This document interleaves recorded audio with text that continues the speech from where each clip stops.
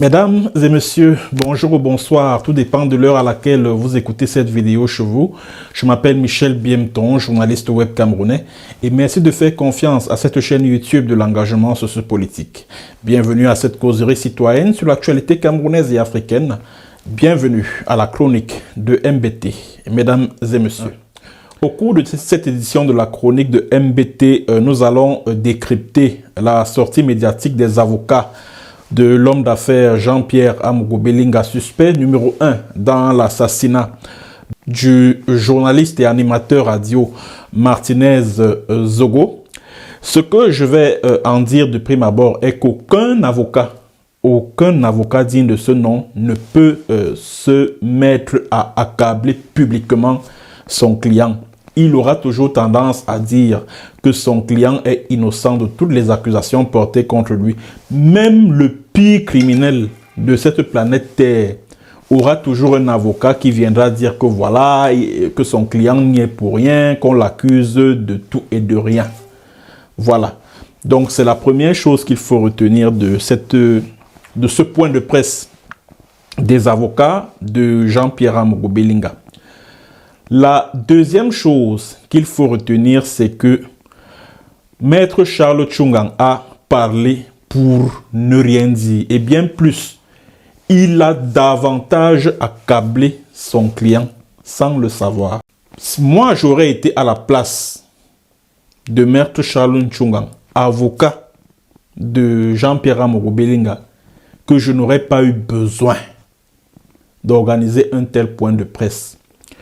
J'aurais été à la place de Jean-Pierre Amougou Belinga, c'est-à-dire que suspect dans cette affaire, j'aurais déconstitué Maître Tchungang en tant que mon avocat. Parce que cette conférence de presse ou ce point de presse, puisqu'il s'agit d'un point de presse, a contribué davantage à renforcer la suspicion qui pèse sur Jean-Pierre Amougou Belinga. Et à ce stade où nous sommes, et je l'ai dit dans ma précédente vidéo, il n'est nullement question ici parce que le rôle des enquêteurs, c'est-à-dire qu'au niveau de l'enquête préliminaire, ce que les enquêteurs recherchent, ce ne sont pas les preuves matérielles, ce sont les indices. Ce sont les indices. Et les indices, il y en a tellement. Et les indices, Maître Charles Tchungang lui-même en a donné au cours de son point de presse, puisqu'il s'agit bien d'un point de presse. Alors nous allons donc commencer par décrypter cette sortie médiatique des conseils de Jean-Pierre Amougou Belinga par l'extrait que voici. On écoute, mesdames et messieurs. Dans la nuit du 7 février 2023, une première confrontation avec le lieutenant-colonel Ndawé Justin, au cours de laquelle il a été demandé à M. Jean-Pierre Amougou Belinga s'il maintenait sa première déclaration sur laquelle il connaissait bien le colonel Ndawé. Il a répondu par l'affirmative en indiquant notamment que ce dernier venait souvent le voir pour le dépannage et lui filait souvent des informations sur les activités sécuritaires frontalières avec la Centrafrique et la Guinée équatoriale. Voilà. Vous avez donc suivi de la bouche de Maître Charles Tchungang, avocat de Jean-Pierre Amougou Belinga. Il rapporte qu'au cours de l'enquête, c'est-à-dire au cours de la confrontation entre Amougou Belinga, l'homme d'affaires suspect numéro 1 dans l'assassinat de Martinez Zogo, et le lieutenant-colonel Justin Ndawé, qui est le chef des opérations, directeur des opérations à la DGRE. La DGRE, c'est le principal service de contre-espionnage camerounais. Alors, Amougou Belinga a donc dit aux enquêteurs qu'il connaissait très bien Justin Ndawé. Qu'il connaissait très bien Justin Ndawé. Et Justin Ndawé est celui qui coordonnait les opérations de filature, de kidnapping, de torture et d'assassinat du journaliste Martinez Zogo. Et Amougou Belinga, que Martinez Zogo a passé son temps à dénoncer des jours avant son enlèvement, déclare à l'enquête préliminaire qu'il connaît très bien Justin Dangwe. Et dans quelles circonstances? Amourou Belling a dit que Justin Dangwe venait très souvent le rencontrer pour des dépannages. Bon, au Cameroun, les dépannages, c'est de l'argent que l'on donne à quelqu'un. Jean-Pierre Amourou Bellinga avait l'habitude de donner de l'argent au lieutenant-colonel Justin Dangwe. Et le colonel Justin Dangwe mettait à sa disposition, à la disposition de Jean-Pierre Amourou Bellinga, des renseignements sur la situation sécuritaire aux frontières du Cameroun avec la Centrafrique et la Guinée équatoriale. Mesdames et messieurs, je ne sais pas si Maître Tchungang se rend compte de la gravité de ce qu'il a donné là comme information. Voilà un type, Amourou Bellinga. Il n'occupe aucune fonction officielle au sein de l'appareil de l'État. Et la DGRE, les services secrets camerounais, c'est-à-dire que les bulletins de renseignement de la DGRE ont pour destinataire principal et même exclusif le chef de l'État, Paul Biya. Amourou Bellinga est-il président de la République pour que des agents secrets camerounais aient à lui rendre compte de la situation sécuritaire aux frontières du Cameroun? Amourou Bellinga est qui pour que des agents secrets mettent à sa disposition un certain nombre d'informations sur la sûreté de l'État? Cela vient renforcer la suspicion d'Amourou Bellinga dans une opération de déstabilisation du Cameroun à partir de la Centrafrique. Parce que dans cette affaire-là, dans cette affaire Martinez-Zogo, il est également question d'une velléité de déstabilisation du Cameroun à partir de la Centrafrique. Et Amourou Bellinga se trouve au centre de cette opération de déstabilisation. Donc ce que Charles Tchungang vient de dire là est très grave et cela risque de se retourner contre son client. Première chose. Deuxième chose, ce que Maître Charles Tchungang vient de dire là est une preuve palpable de ce que Jean-Pierre Amourou Bellinga et Justin Dangwe ont bel et bien participé à l'élimination physique du journaliste Martinez-Zogo, puisqu'ils se connaissent parfaitement. Et que par conséquent, Justin Dangwe était disposé à se mettre au service de Jean-Pierre Amourou Bellinga, compte tenu de ce que ce dernier lui fournissait un certain nombre de renseignements sur la sécurité du pays. C'est ce que ça signifie. On écoute la suite, mesdames et messieurs. Au lieutenant-colonel Ndam, la commission a posé la question suivante. Dans votre précédente audition, vous avez déclaré ne pas connaître M. Jean-Pierre Amourou Bellinga. Maintenez-vous cette position? Ce dernier s'est rétracté en indiquant qu'effectivement il connaissait M. Amourou Bellinga et dans les conditions et circonstances qu'il a indiquées précédemment. La commission lui a posé la question suivante. Qu'est-ce qui justifie le fait que vous ayez précédemment nié le connaître? Le lieutenant-colonel de répondre. Compte tenu de l'environnement, dans un premier temps, je ne voulais pas être mêlé à ça. Vous savez, j'aimerais préciser une chose.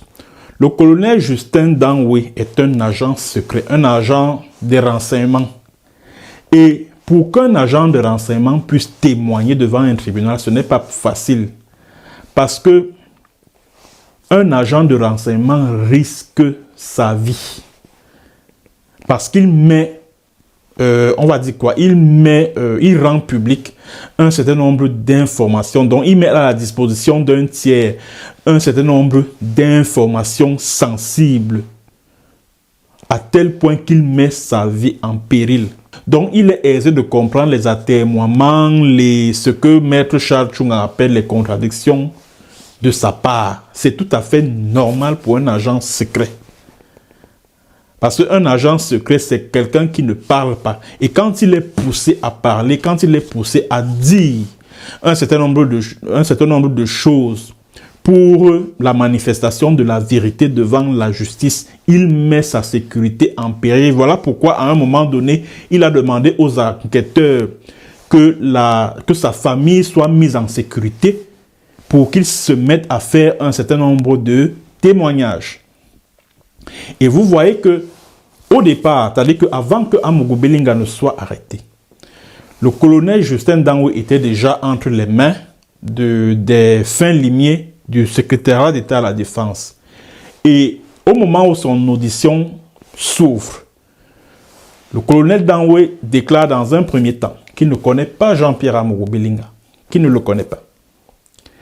Et mis face à ce dernier, mis face à l'homme d'affaires Jean-Pierre Amougou Belinga, juste le colonel Danwe confirme, c'est-à-dire qu'il change de version et il reconnaît qu'effectivement, il connaît très bien Jean-Pierre Amougou Belinga dans les circonstances que ce dernier lui-même a décrites.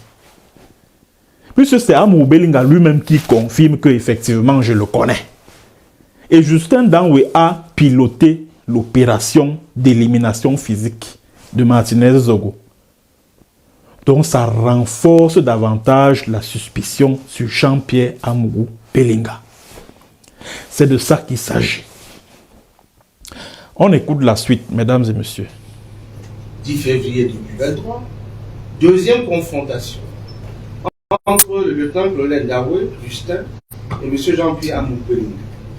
Lors de cette seconde confrontation, caractérisée par son surréalisme digne d'un scénario de film américain, a été caractérisé par des volte-face successives du lieutenant-colonel Danwe.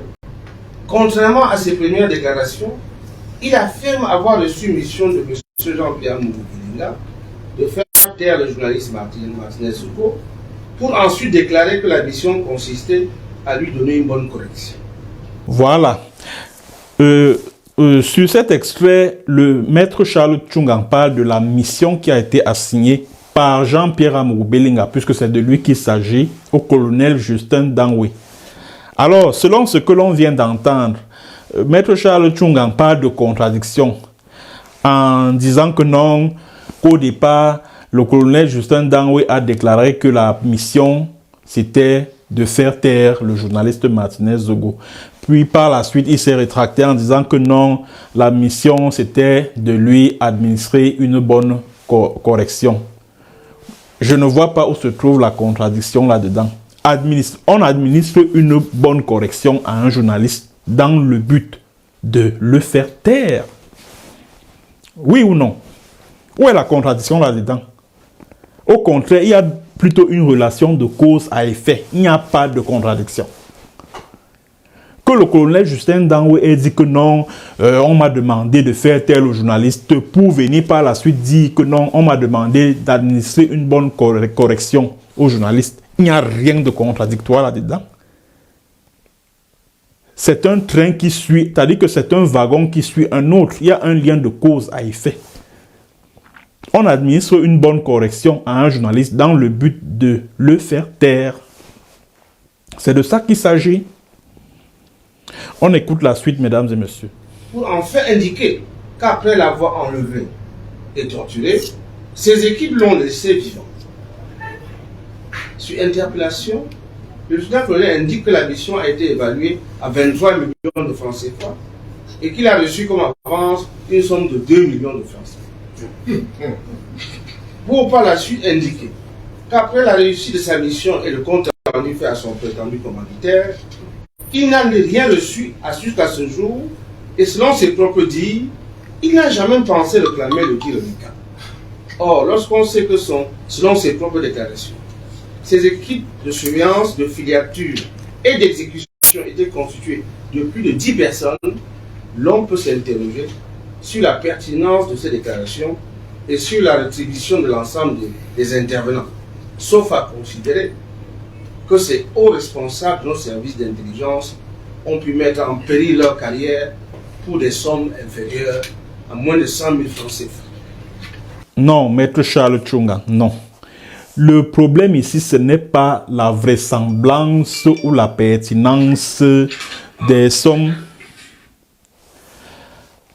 d'argent que Jean-Pierre Amourou Belinga aurait promises ou alors mises à la disposition du colonel Dangwe. Non, ce n'est pas ça le propos.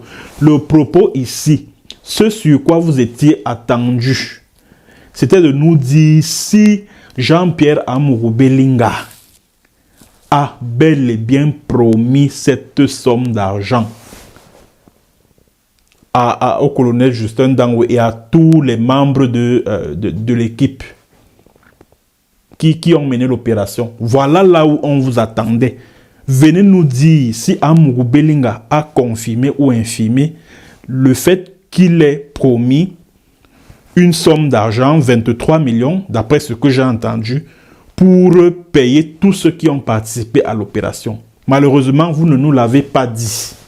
Vous vous êtes contenté de remettre en question de questionner la vraisemblance de cette version qui a été produite par le colonel Justin Dangwe devant les enquêteurs. Ça n'a pas de sens. On continue, mesdames et messieurs.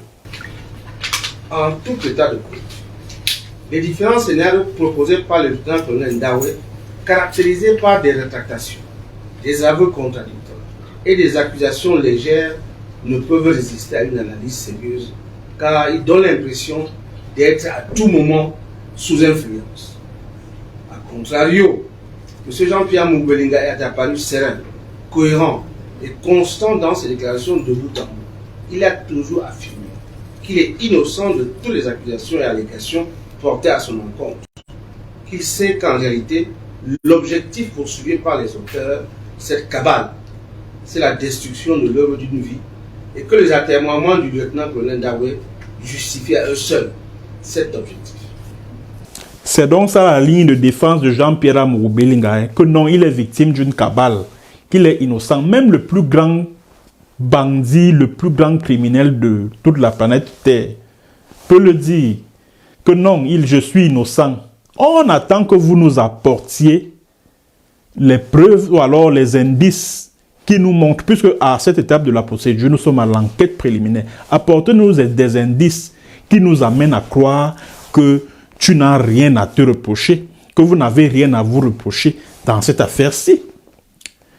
On s'attendrait par exemple à ce que Maître Charles Tchungang nous dise que le 17 janvier 2023, date à laquelle Martinez Zogo a été enlevé, il était à notre client Jean-Pierre Amourou Belinga se trouvait à tel endroit, tel endroit. Il n'a jamais été à l'immeuble Ekan, puisque c'est là-bas, c'est au niveau de l'immeuble Ekan, que Martinez Zogo a été torturé, puis tué. Et au moment où tout cela se passait, Jean-Pierre Amourou Belinga était, je ne sais pas moi, chez lui, à son domicile, au complexe Beyak en Vannes. Il était dans son village, il était hors du cap. Je ne sais pas. Je m'attendais à un truc de ce genre, mais rien. Maître Charles Tchungang se content de nous dire que non, il est apparu serein, il était cohérent, contrairement à Justin Dangwe qui allait de contradiction en contradiction, et que Jean-Pierre Amourou Belinga, son client, lui, il a dit que non, lui, il est innocent, il ne se reconnaît pas dans toutes ces accusations portées contre lui, et que cela relève d'une cabale qui vise à détruire son empire économique, etc., etc. C'est pas suffisant. Ça ne suffit pas. Dis-nous là où tu étais, c'est-à-dire que cette nuit-là, ce soir-là, dis-nous là où tu étais. Simplement. Où se trouvait Jean-Pierre Amourou Belinga cette soirée-là? Il faisait quoi? Qui est-ce qu'il a appelé au téléphone? On revisite, puisque les enquêteurs ont tout le listing de toutes les communications, qu'on ne vous trompe pas. En vous disant que non, il n'y a pas de preuves, machin. Ils ont le listing de toutes les communications de tous ces gens qui ont été arrêtés. Maître Charles Tchungang aurait donc dû nous dire qui est-ce que Amourou Belinga a appelé. C'est-à-dire que à cette date du 17 janvier là, quelles sont les personnes qu'il a appelées? Et pour dire quoi? De quoi portait sur quoi portaient les échanges téléphoniques entre Amourou Belinga et ses interlocuteurs à cette date précise du 17 janvier 2023. Tout ce que son avocat a raconté là, c'est de la bouillabaisse. C'est de la bouillabaisse. On écoute la suite. À ce stade de l'évolution de l'enquête, au vu des multiples violations de la loi, des contradictions qui ne font que s'accentuer et en l'absence de toute évidence, ce dossier ne comporte à ce jour que deux certitudes. La première, c'est que M. Martin Zogo a bel et bien été enlevé, torturé et assassiné. La seconde, c'est qu'il y a une vaste campagne médiatique nationale et internationale avec l'appui de Reporters sans frontières, nourrie par une main noire d'informations orientées, a été mise en place avant, pendant et après l'assassinat de Martin Zogo pour accréditer un scénario criminel tendant à faire croire que les principaux commanditaires de ce crime seraient M. Amourou Belinga du Bouladédoc et M. le ministre d'État, ministre de la Justice, garde des Sceaux, Laurent Dessau. Je m'attendais à ce que M. Maître Charles Tchungang nous dise que énonce parmi les certitudes émanant de ce dossier l'innocence de son client. Mais rien. Il parle premièrement de l'assassinat de Martinez Zogo, qui est une certitude. Il parle de la cabale ourdie par Reporters sans frontières et certains médias camerounais contre Jean-Pierre Amourou Belinga et Laurent Dessau. Il n'appelle même pas à la libération de son client, qui est innocent selon lui. Au fait, qu'est-ce qu'on retient donc finalement? Amourou Belinga est innocent ou il n'est pas innocent? Quels sont les indices qui démontrent, c'est-à-dire que qui étaye l'innocence de Jean-Pierre Amourou Belinga? C'est ce que nous voulons savoir. C'est ce que nous voulons savoir. On écoute la suite. Notez bien, il convient de faire remarquer que dans ces multiples contradictions, lors de la seconde confrontation, le lieutenant-colonel Daoué ne désigne plus le garde des Sceaux comme l'un des éventuels commanditaires, mais plutôt le ministre des Finances, Lupo Mutazé, qui aurait promis de lui payer le reliquat, n'est-ce pas, du prix de sa forfaiture. Ça, tout dépend de la question qui lui a été posée. Tout dépend de la question qui lui a été posée et du rôle que chacun de ces ministres-là a joué. Que ce soit Laurent Dessau, ministre de la Justice, ou alors le ministre des Finances, Louis-Paul Motazé. Pour moi, cette ligne de défense n'a pas lieu d'être. Vraiment, je suis désolé. On continue, mesdames et messieurs. Est-ce que vous trouvez normal, rendu ce jour, 17 février, que nous autres qui sommes avocats dans l'affaire, nous ne sommes pas les seuls de Europe, puisque les autres mises en cause, ils ont leurs avocats, que nous ne sachions même pas où se trouve la scène de crime? Vous trouvez ça normal? Alors même qu'il résulte du dossier que les acteurs ont indiqué là où elle se trouve.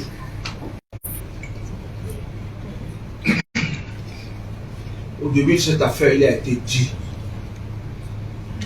que le regretté Martin Zogo, dont nous réclamons aussi la vérité, pour lui, aurait été transporté dans un sous-sol ici, torturé,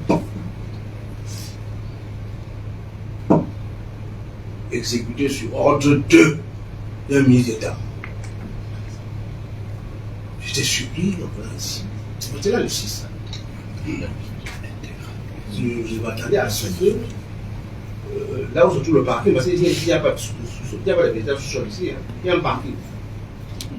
Je m'attendais que ce parking fût encerclé, protégé, puisqu'on a décrit que c'est de la scène de Dixit, les journalistes vivant à Paris.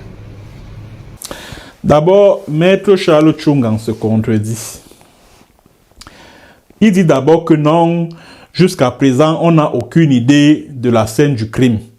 Et par la suite, il dit que non, les acteurs qui ont été interrogés par la commission d'enquête ont mentionné le lieu du crime, qui est le sous-sol de l'immeuble Ekan. Et enfin, il dit que non, vraiment ici à l'immeuble Ekan, il n'y a pas de sous-sol, mais de parking souterrain. Mesdames et messieurs, regardez bien ces images que vous voyez là, sur votre petit écran. Regardez ces images-ci, regardez bien. Dites-moi, tous ces véhicules que vous voyez là, est-ce que ce n'est pas le sous-sol d'un immeuble là? C'est pas le sous-sol. Ou alors vous auriez souhaité que les enquêteurs disent quoi? C'est-à-dire que quand on dit sous-sol, c'est un terme générique. Ça englobe tout. C'est un terme passe-partout. Ça peut désigner un parking souterrain, ça peut désigner... C'est-à-dire que tout dépend maintenant de ce à quoi le sous-sol est destiné.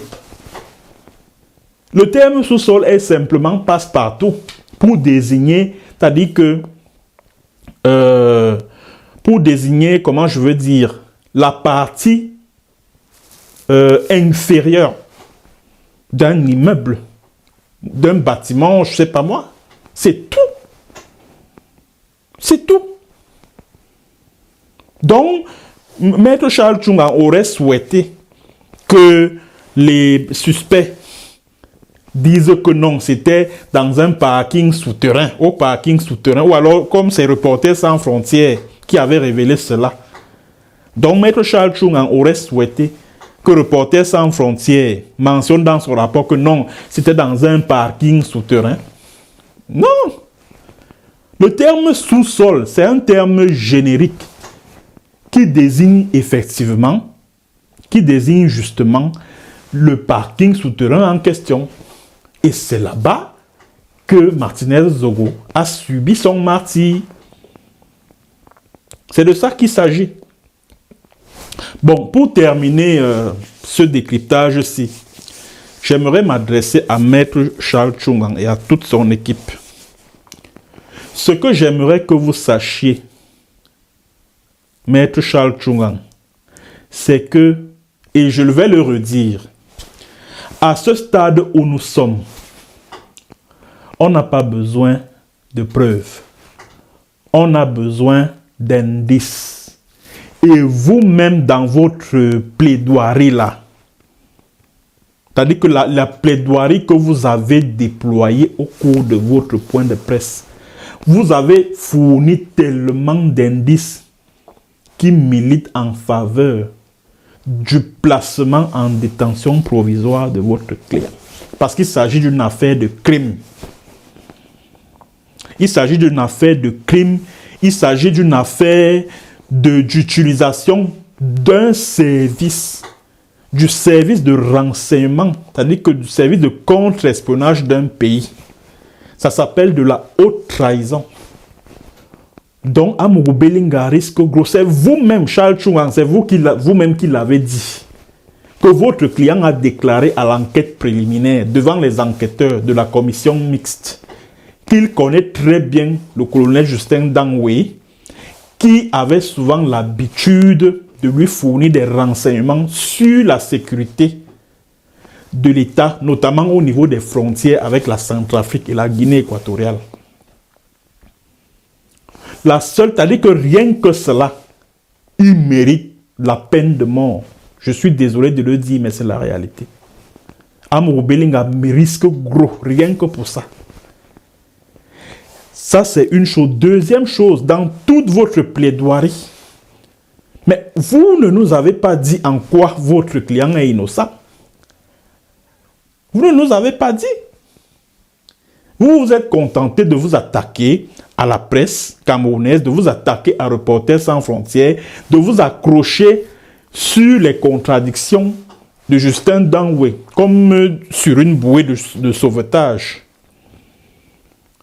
Vous avez remis en question sa version, vous avez questionné la pertinence de sa déposition. Ce n'est pas ce qu'on attendait de vous. On attendait de vous que vous nous prouviez en quoi est-ce que votre client est innocent, ou que vous nous apportiez vos indices à vous. C'est ce qu'on attendait. Malheureusement, on est resté sur notre faim. Ça, c'est une chose. Deuxième chose, préparez déjà votre plaidoirie pour le procès au tribunal militaire, parce que ce qui est sûr, Amourou Belinga va descendre à la prison centrale de Konengi, où il attendra d'être jugé. Ça, c'est incontestable. Donc, votre plaidoirie ici ne servait pratiquement à rien. Elle était destinée aux juges du tribunal militaire qui vont juger Amougou Belinga. C'est de ça qu'il s'agit. Donc, nous les Camerounais, nous n'avions pas besoin de cette plaidoirie. Nous n'en avions pas besoin, puisque ce point de presse-là, en fin de compte, ne servait à rien du tout. Puisque ça ne nous a rien apporté de nouveau. Tout ce que vous avez passé votre temps à raconter là, on le savait déjà. On le savait déjà. On le savait. Vous reconnaissez que Martinez Zogo a été tué. Qui l'a donc tué? Puisque ce n'est pas Jean-Pierre Amougou Belinga qui l'a tué. Qui l'aurait donc tué? Et où est-ce qu'il a été tué? Puisque vous estimez qu'on n'a jusqu'ici aucune idée de la scène du crime. Où est-ce que Martinez Zogo a donc été tué? Qui sont ceux qui ont porté le coup fatal? Un fait est constant à travers votre plaidoirie, c'est que c'est Justin Danwe qui coordonnait les opérations. Un autre fait constant, votre client Jean-Pierre Amougou Belinga connaissait très bien le colonel Justin Danwe et lui a promis une somme d'argent s'il réussissait l'opération. Vous n'avez pas contesté cela. Vous ne nous avez pas dit dans votre plaidoirie que non, votre client n'a jamais fait des promesses d'argent à qui que ce soit. Vous ne nous l'avez pas dit. Vous ne nous l'avez pas dit. Vous vous êtes contenté de remettre en question la vraisemblance de cette partie du témoignage du colonel Danwe devant les enquêteurs. C'était donc ce que j'avais à dire concernant le point de presse de Maître Charles Tchongang et des autres avocats. Merci d'avoir été des nôtres.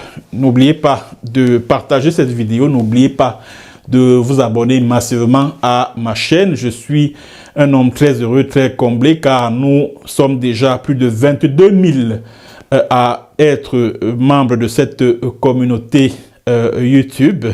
Merci à vous, chers abonnés, pour la confiance sans cesse renouvelée.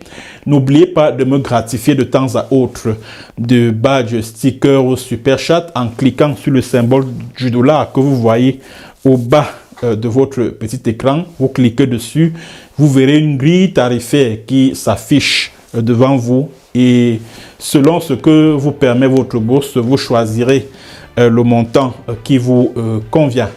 À très bientôt pour une autre séance et sur un autre thème. Bonjour, bonsoir.